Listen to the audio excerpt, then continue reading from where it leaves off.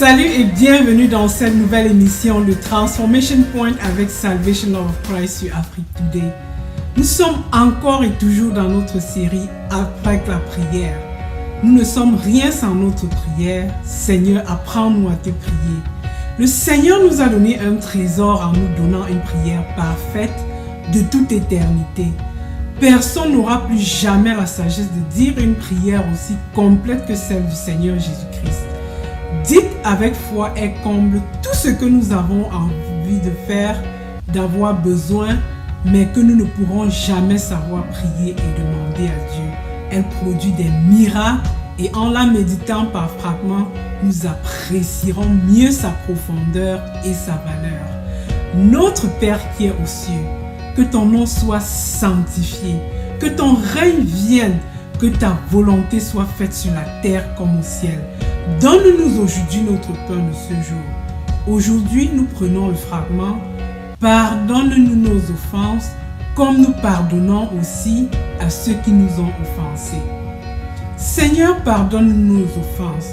Tous les jours, consciemment ou inconsciemment, nous offensons le Seigneur par ce que nous faisons, par ce que nous disons et même par ce que nous pensons. Le Seigneur nous a donné les 10 commandements. Les 10 commandements nous ont été donnés comme suit. Tu n'auras point d'autre Dieu devant ma face. Tu ne feras point d'image taillée. Tu ne prendras point le nom de l'Éternel ton Dieu en vain. Souviens-toi du jour du repos pour le sanctifier. Honore ton père et ta mère afin que tes jours se prolongent dans le pays que l'Éternel ton Dieu te donne. Tu ne tueras point. Tu ne commettras point d'adultère, tu ne déroberas point, tu ne porteras point de faux témoignages contre ton prochain, tu ne convoiteras point. Ces 10 commandements sont le standard de Dieu. Tout homme qui réussit à respecter les 10 commandements est un homme parfait. Comme dans Jacques 2,10 dit, car quiconque observe toute la loi mais pêche contre un seul commandement devient coupable de tous.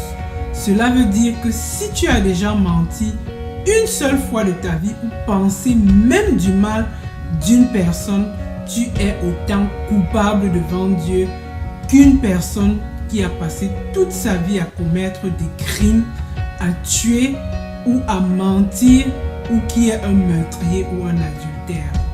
Nous sommes tous coupables devant Dieu, comme il est dit dans Romains 3,10. Selon qu'il est écrit, il n'y a point de juste, pas même un seul. Selon la loi de Dieu et ses commandements, nous sommes tous coupables. Personne n'est juste devant Dieu, comme les Psaumes 14,3 dit. Tous sont égarés, tous sont pervertis. Il n'en est aucun qui fasse le bien, pas même un seul. Nous sommes tous des pécheurs destinés à la mort, mais Dieu nous a pardonnés et nous a rachetés en Jésus-Christ. Alléluia! Les 10 commandements nous ont été donnés non pas pour nous sauver, mais pour nous montrer à quel point nous sommes des pécheurs imparfaits et perdus, afin que nous puissions accepter le salut par notre Seigneur Jésus-Christ, qui est parfait et qui a accompli la loi. Jésus-Christ a été sans péché. Il est le chemin, la vérité et la vie, et nul ne peut aller au Père que sans lui. Nous sommes des pécheurs destinés à la mort. Comme Romains 3,23 dit, le salaire du péché c'est la mort, mais le don gratuit de Dieu c'est la vie éternelle en Jésus-Christ notre Seigneur. Les 10 commandements apparaissent comme un miroir fidèle qui nous montre nos laideurs, nos imperfections et qui nous pousse à rechercher le changement qui ne se trouve que dans une relation personnelle avec Jésus-Christ qui nous sanctifie et nous purifie de tous nos péchés. Quand nous faisons ce qui est mal aux yeux de Dieu, nous attristons le Saint-Esprit et nous supprimons son œuvre et son pouvoir en nous et dans nos vies. Comme il est dit dans Éphésiens 4:30, n'attristez pas le Saint-Esprit de Dieu par lequel vous avez été scellés pour le jour de la rédemption. Le péché nous sépare de Dieu et entrave notre relation personnelle avec lui. Nous ne pouvons pas vivre dans le péché et être remplis de la bénédiction de Dieu. C'est la situation de beaucoup qui sont comme enchaînés, bloqués et qui ne peuvent pas avoir accès à la grâce de Dieu ou avancer dans le chemin du Seigneur. Quand vous vivez dans le péché, vous êtes bloqué des œuvres de l'Esprit Saint de Dieu en vous. Vous ne pouvez pas hériter les promesses de Dieu que nous avons en lui jusqu'à ce que nous puissions nous repentir continuellement et nous retourner vers Dieu en prière pour qu'il nous purifie dans le sang de Jésus. Nous avons besoin de recevoir la grâce et la miséricorde de Dieu pour vivre dans la paix. Tant que nous ne nous retournons pas pour rechercher Dieu et son pardon pour nos péchés, nous n'aurons jamais la paix avec Dieu. Nous aurons une âme vide et rien ne pourra jamais nous satisfaire jusqu'à ce que nous venons vers Dieu pour obtenir sa miséricorde et son pardon pour avoir sa paix. Prie avec moi.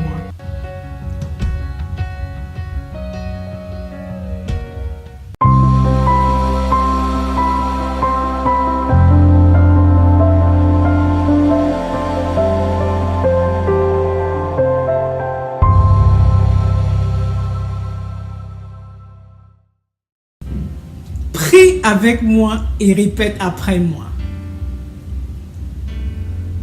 Dis avec moi aujourd'hui du fond du cœur: Seigneur, j'ai péché contre toi seul.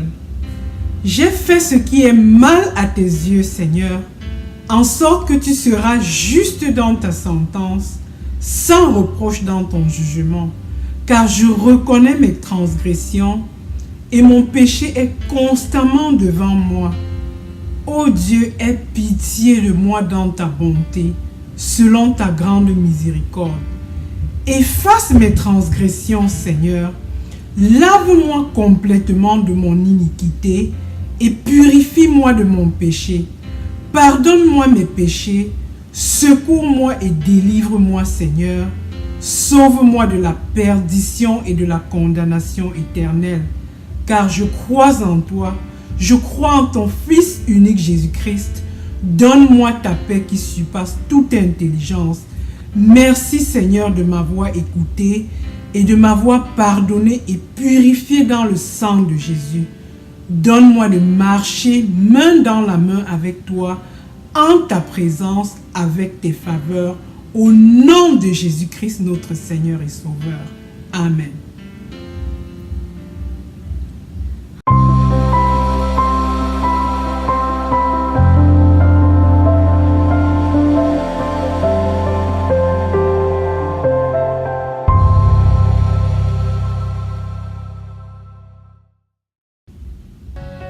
Nous avons retenu que le péché nous éloigne et nous sépare de Dieu. Le péché endommage notre relation personnelle avec lui et par conséquent crée un mur de séparation entre lui et nous. Quand nous sommes séparés de Dieu, nous sommes séparés de sa grâce, de son amour, de ses bénédictions abondantes, de ses promesses et de sa protection divine. Quand nous nous éloignons de Dieu, nous sommes séparés et nous prenons rapidement le jet pour atterrir directement dans les bras de l'ennemi, Satan qui en tout temps rôde autour de nous pour nous détruire complètement. Comme 1 Pierre 5:8 dit, soyez sobres, veillez, votre adversaire le diable rôde comme un lion rugissant, cherchant qui il dévorera. Maintenant que Dieu nous a pardonné en Jésus-Christ, nous devons aussi nous pardonner les uns les autres comme Jésus-Christ nous a pardonnés. Il dit dans Matthieu 6,15, « Mais si vous ne pardonnez pas aux hommes, votre Père ne vous pardonnera pas non plus vos offenses. » Pour recevoir le pardon et la paix de Dieu dans nos cœurs, nous devons nous pardonner les uns les autres comme Dieu nous a pardonnés en Jésus-Christ. Quand nous retenons le pardon dans nos cœurs, même pour des raisons justifiées où on pense avoir raison, c'est un véritable poison que nous retenons en nous, qui nous bouffe à l'intérieur, qui nous détruit, qui nous dévore, qui nous consume, qui nous pourrit la vie et qui nous empêche de savourer la vie avec abondance et la grâce de Dieu. Le plus souvent, les personnes même concernées ne sont même pas au courant de nos rancœurs ou ils s'en foutent et c'est nous qui souffrons inutilement. Devant Dieu, quelle que soit l'offense, nous n'aurons jamais raison de retenir le pardon à notre prochain. Le Seigneur nous exhorte à pardonner un nombre illimité de fois, comme il dit dans Matthieu 18, 21. Nous lisons, « Alors Pierre s'approcha de lui et dit, « Seigneur, combien de fois pardonnerai-je à mon prochain ou bien à mon frère lorsqu'il péchera contre moi? Sera-t-il 7 fois ?» Jésus lui dit, « Je ne te dis pas jusqu'à 7 fois, mais jusqu'à 60 fois 7 fois. » Nous devons donc pardonner, nous devons nous aimer les uns les autres comme le Seigneur Jésus-Christ nous a aimés. C'est un devoir, c'est un commandement. Romains 13, 8 dit, « Ne devez rien à personne si vous ne devez vous aimer les uns les autres, car celui qui aime les autres a accompli la loi. » Ceci veut dire tout simplement que aimer le prochain est une dette que nous ne réussirons jamais de toute cette vie à payer. Jésus-Christ dit dans Matthieu 5, 44, « Mais moi je vous dis, aimez vos ennemis, bénissez ceux qui vous maudissent, faites du bien à ceux qui vous haïssent et priez pour ceux qui vous maltraitent et qui vous persécutent. » Le pardon est une puissance qui nous libère. Il nous libère à 4 dimensions. Le pardon nous libère du prochain. On laisse tomber les offenses et on recherche la paix. On n'a plus aucune envie de se venger contre celui qui nous offense. Le pardon nous libère du diable. Le pardon bloque l'ennemi de toute activité dans notre vie. Quand nous ne pardonnons pas, nous devenons un instrument puissant dans les mains de l'ennemi qui l'utilise pour mieux détruire les autres et nous-mêmes. Le pardon nous libère de nous-mêmes. Nous avons une joie profonde du cœur quand nous pardonnons. Cela nous libère des dépressions, des nuits blanches, de l'anxiété, des frustrations et qui endommagent profondément nos vies. Le pardon nous libère aussi de Dieu. Dieu nous pardonne seulement quand nous pardonnons aux autres. Comment pouvons-nous pardonner à ceux qui ont détruit nos vies, ceux qui commettent le mal incessamment? Comment pouvons-nous bénir ceux qui nous maudissent? Nous avons seulement envie de leur rendre la pièce. Seule la puissance du Saint-Esprit de Dieu peut nous donner la force de pardonner. Quand le Seigneur nous demande de pardonner aux autres, cela ne veut pas dire que nous oublions ce que la personne nous a fait. Ça ne veut pas dire que la personne qui nous a offensés va rester impunie. Le Seigneur veut prendre notre vengeance en main, comme il dit dans Romains 12, 19. Ne vous vengez point vous-même, bien-aimés, mais laissez agir la colère, car il est écrit, à moi la vengeance, à moi la rétribution, dit le Seigneur. Quand nous pardonnons à ceux qui nous offensent et faisons du bien à ceux qui nous font du mal, c'est la manière la plus sûre devant Dieu de les faire payer le mal qu'ils nous ont fait. Ainsi, nous brisons le pouvoir du mal à jamais, comme Romains 12, 20 à 21 dit, « Mais si ton ennemi a faim, donne-lui à manger. S'il a soif, donne-lui à boire. Car en agissant ainsi, ce sont des charbons ardents que tu amasseras sur sa tête. Ne te laisse pas vaincre par le mal, mais surmonte le mal par le bien. Bien-aimé, tu as très bien compris. Faire du bien à ceux qui font du mal ou pardonner en remettant le problème entre les mains de Dieu contribue tout simplement à laisser la puissance et la justice de Dieu triompher, qui va sans doute punir ceux qui nous font du mal. Nous avons la puissance pour tuer et anéantir le mal et c'est faire le bien. Le Seigneur nous dit, aimez-vous les uns les autres comme je vous ai aimé. Toute la loi est accomplie en ceci. Tu aimeras le Seigneur ton Dieu de tout ton cœur, de toute ton âme et de toute ta pensée, et tu aimeras ton prochain comme toi-même. D'un, tu aimeras Dieu. De deux, tu dois t'aimer toi-même. Et de trois, tu dois aimer ton prochain. Notons ici que cet ordre est très strict. On ne peut pas le reverser. Si tu n'aimes pas Dieu, tu ne peux pas t'aimer toi-même.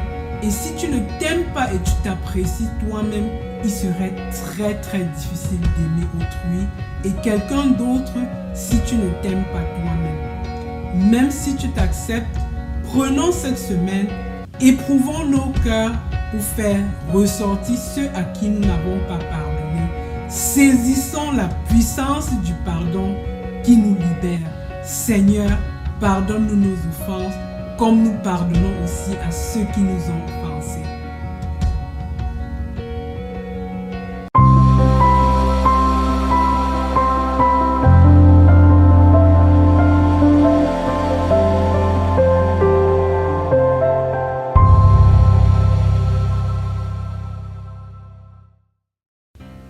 Prions Dieu. Merci Seigneur de nous avoir pardonné en Jésus-Christ et d'avoir brisé ce mur de séparation entre nous et toi. Nous voulons te ressembler et t'obéir en pardonnant tous ceux qui nous ont offensés.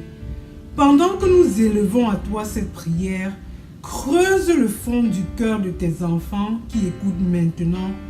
Révèle ceux qui ont besoin de pardonner et ceux qui ont besoin d'être pardonnés pour les libérer au nom de Jésus. Ne laisse personne se reposer et aller loin de cette prière, Seigneur, sans qu'il n'ait confessé son péché et recevoir le pardon puissant que tu donnes à tes enfants. Libère-nous, Seigneur. Merci, Père éternel, de nous donner, de renouveler en nous le don de ton amour, de ta paix, de ta grâce et d'avoir un cœur qui est semblable à toi, un cœur de pardon. Au nom de Jésus-Christ, notre Seigneur et Sauveur. Amen.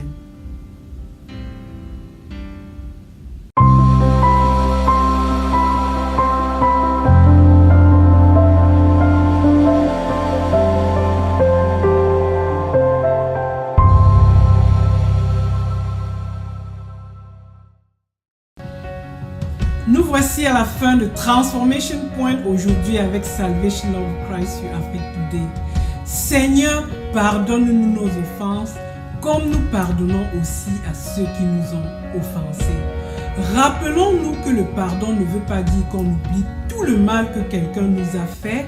On choisit tout simplement de ne pas répondre et de ne pas faire mal à la personne, mais d'appeler à la justice de Dieu en prière qui va se manifester tôt ou tard.